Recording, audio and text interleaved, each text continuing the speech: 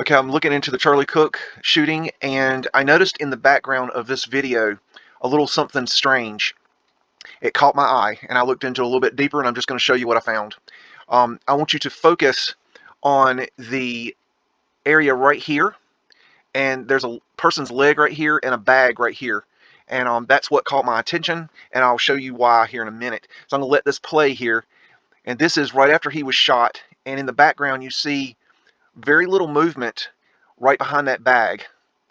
And this is up close, and you see the bag is a red bag with a looks like a light colored stripe or two stripes.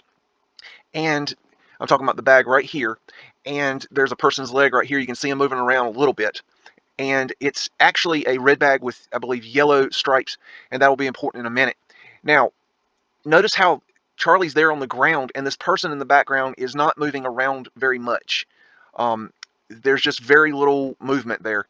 And in a minute, right here, this is a video from behind the tent, and this is while they are working on, while Charlie is on the ground, and right before they bring him out from the tent and carry him to his SUV. Now, I want you to focus on the two gentlemen right here, especially the guy in the shorts. Now, these two guys are very important, I think. Now, you'll notice the red bags by their feet, and this is a very, very quick video, but I slowed it down so you can really see what they're doing there.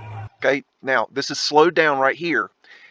The guy with the shorts and the guy with the pants there both have a black, like a sash around their neck. They both have radios on, and you are going to see them very close up and personal here in just a minute. But Charlie is to the right, still under the tent. They're just getting ready to bring him over. What I want you to focus on is the fact that these guys are barely moving. They're not doing much. Okay, there's been a shot. People are freaking out. Charlie's bleeding out, and these guys are not doing much. Now watch it again. They're just casually walking. Okay, not moving. They're not running. They're not moving fast. They're just casually walking.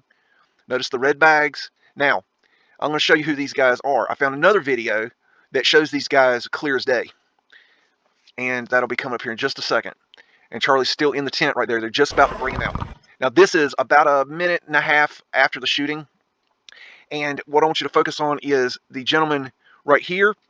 And then there'll be another gentleman coming up. Now, what I'm going to tell you here is this gentleman right here is the guy that was in the image before that had the pants on.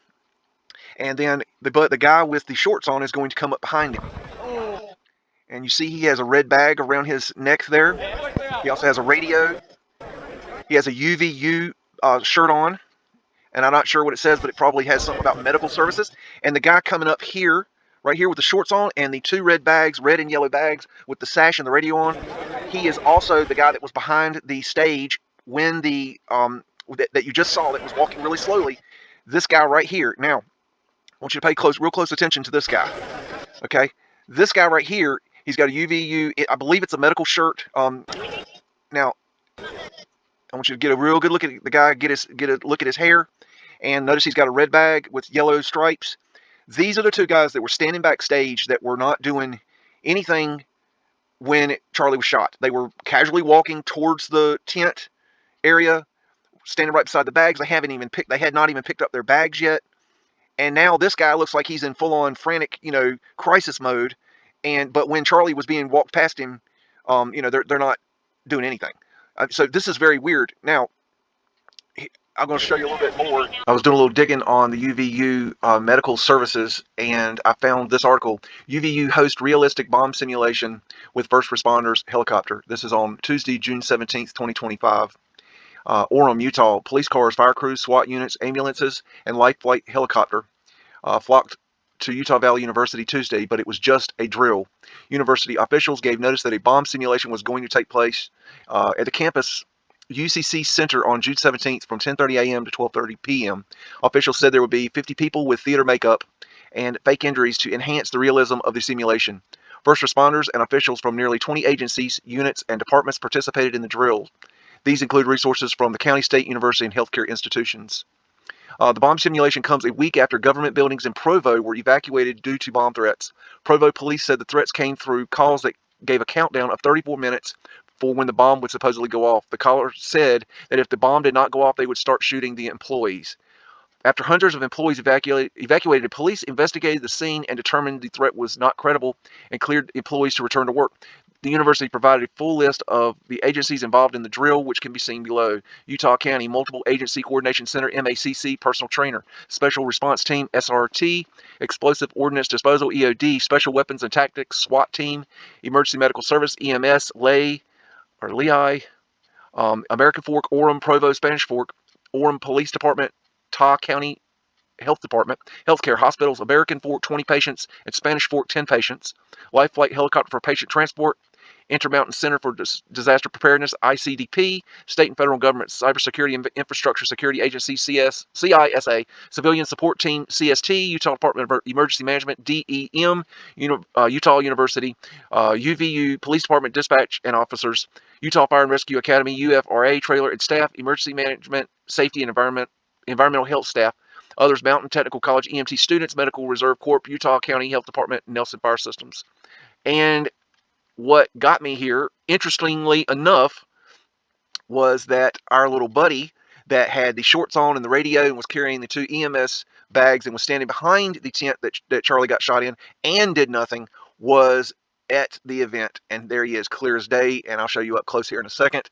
He was taking part of this drill on June 17th, and he is in a couple of the pictures, and he's also right here. So our little buddy got him a little robot dog. I think that's all the pictures. And so our little buddy here was actively trained very recently for a mass casualty event. And so let's look closer at him now. Okay, so we got our guy here, and he's got an EMS uniform on. He looks completely legit. I don't know if he works for UVU or if he works for the local emergency management or rescue squad or what. This is you can see notice the hair. It's got the same hair. That's the guy. My question is this. This guy was clearly standing behind the tent when Charlie Kirk was shot. This guy obviously is medically trained. He is an EMS trained, certified medical dude. Okay. He has 2, maybe 3 medical bags at his disposal at the time Charlie was shot. He does not react. He does not go towards the incident. He does not go to help. They walk Charlie right past him, bleeding out, and he does nothing. He does not go to aid. He does not jump in the SUV. He does not run up to him and say, do you need my help? Can I assist? I'm EMS. I'm, emergency manager. Okay, this guy has been recently trained on crisis, incidents. Okay, my question is, why did he stand down? Why did he not do anything? I'm just asking questions. Love Biggs.